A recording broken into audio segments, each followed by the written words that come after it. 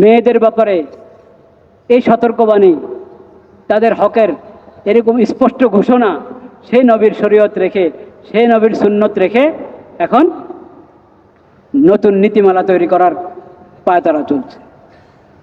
বলেন নাউযুবিল্লাহ।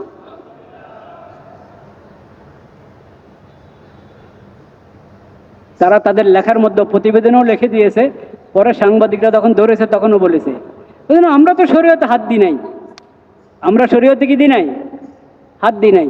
শরীয়ত শরীয়তের জায়গায়, ধর্ম ধর্মের জায়গায়, যারা ধার্মিক ওরা ধর্ম পালন করবে, আমরা ধর্মে হাত দিই নাই, আমরা এটা রেখেছি অপশনাল। হ্যাঁ, অপশন। শরীয়তের বাইরে, ধর্মের বাইরে, দিনের বাইরে যদি চায় কেউ, তো এটা একটা সিভিল কি সিস্টেম। বলেন না নাউযুবিল্লাহ। শরীয়তের বাইরে একটা নীতি ওনারা প্রস্তাব করছেন, চালু করতে চাচ্ছেন। শরীয়তের বাইরে কে মানবে? শরীয়তের বাইরে কাদের জন্য? শরীয়তের বাইরে আরেকটা শরীয়ত যে বানাচ্ছেন, কাদের জন্য বানাচ্ছেন? কোন মুমিন মুমিনার জন্য অপশন আছে আল্লাহর বিধানের পরে?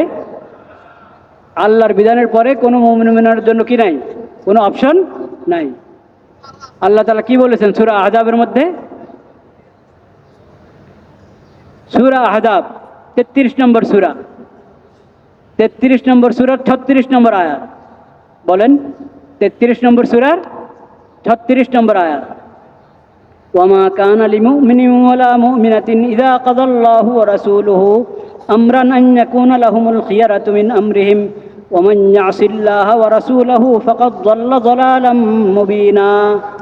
কোন মুমিন, কোন মুমিনা, মুমিন পুরুষ, মুমিন মহিলা, কারো জন্য কোনো ইখতিয়ার বাকি থাকে না, অপশন বাকি থাকে না, কোনো ইচ্ছা কি থাকে না, বাকি থাকে না আল্লাহ আল্লাহ রসুলের ফয়সালার পর।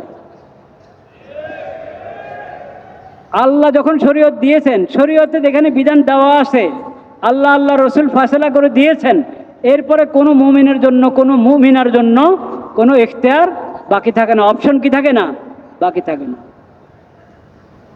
ওমান ইয়াসিল্লাহা ওয়া রাসূলাহু ফাকাদ যাল্লা যালালাম মুবিনা।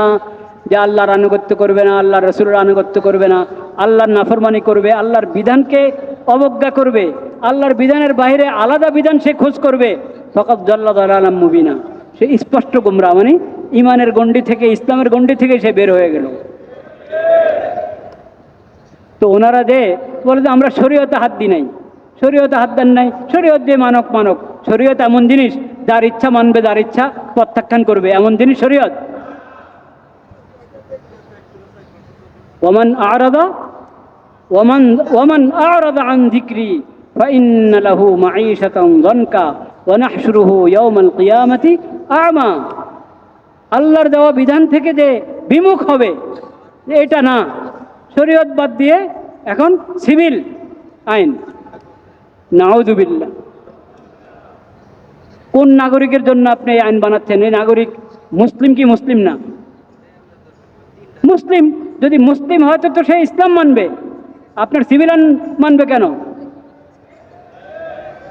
যে আল্লাহর শরীয়তের মোকাবেলায় অন্য কোনো আইনের প্রস্তাব করে, আল্লাহর শরীয়তের মোকাবেলায়, কোরআন সুন্নাহর মোকাবেলায় অন্য কোনো আইনের প্রস্তাব করে, যে প্রস্তাব করাটাই কুফর, প্রস্তাব করাটাই কুফর।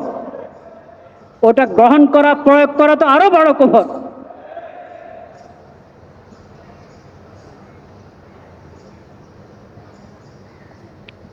আমাদের নবীজি বিদায় হজে স্মরণ করে দিয়ে গেছেন, তাও আমাদের একটু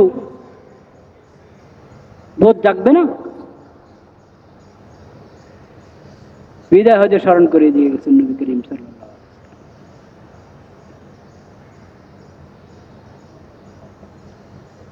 তো এই সমস্ত পণ্ডিতি খাটিয়ে, এই সমস্ত কুফরি আইন এই দেশে বাস্তবায়িত হতে পারবে না, ইনশাআল্লাহ হবে না।